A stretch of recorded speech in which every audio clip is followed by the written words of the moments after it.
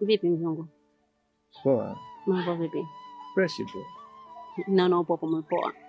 Nimekuita hapa na mengi kukuambia. Niambie. Ukweli tosha unamweka mtu wazi. Siamini kama haya leo yanatokea. Nini? Moyo wangu uko razi na wewe. Unakupenda, hauoni mtu mwingine.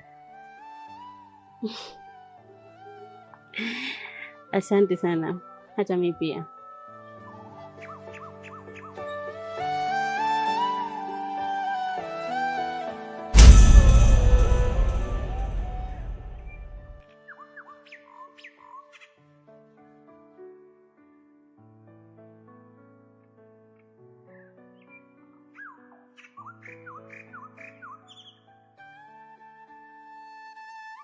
Asante. Nashukuru kusikia.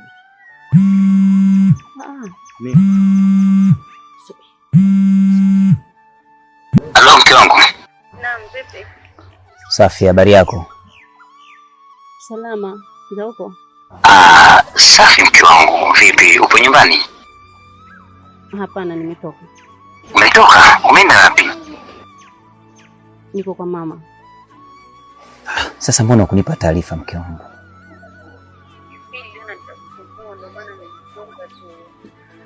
Aha, okay. Basi vipi, mama yupo karibu hapo, mpe simu nimsalimie? Hapana, mama hawezi hata kuongea, naumwa. Okay. Basi atakapoamka mwambie nampa pole. Basi sawa. Kwa hiyo upo na mama hapo sasa hivi? Ndio. Basi sawa, ila nakupenda sana mke wangu. Sifikiri kama atatokea mwanamume mwingine yote atakayekupenda zaidi yangu mimi. Nakupenda sana. Asante. Nani? Ni mtoto wa nyumbani. Mtu gani? Mbona kama hivi mazungumzo pole hivi? Mtoto wa nyumbani jamani.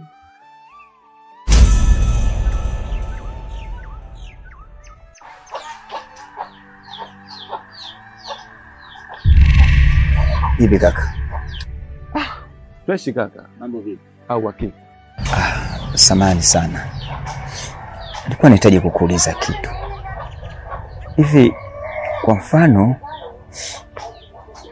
una mke wako nampenda sana, na unamjali na unamthamini, lakini inafika siku unakuja kugundua kwamba mke wako anakushiti, anakusaliti, anatoka na mwanamume mwingine. Hivi wewe kama wewe unachukua maamuzi gani? Anaua kabisa, ni mazima. Alafu unamwona mwanamke wangu? Anampenda kichizi yani bro.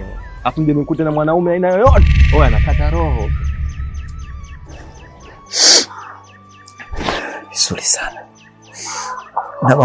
Una maamuzi mazuri. Ila nikwambie kitu. Mimi ni mke wangu.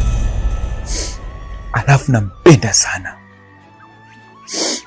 Nahangaika asubuhi na usiku kwa sababu ya kutafuta chakula cha kuboreshia afya mke wangu. Usiku silali, mchana silali. Vipi kama na mimi nachukua maamuzi kama hayo kwako?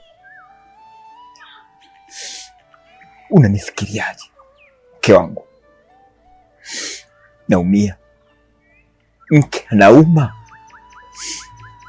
mwanamume angalia, naumiaje? Angalia. Ila nakupenda sana, ila kwa sababu hujui machungu ya usaliti, hawezi kuona moyo wangu naumiaje. Brother, unaspendi maisha yasiokuwa haki yako. Anyway, good kuwa naye mke wangu. I love you.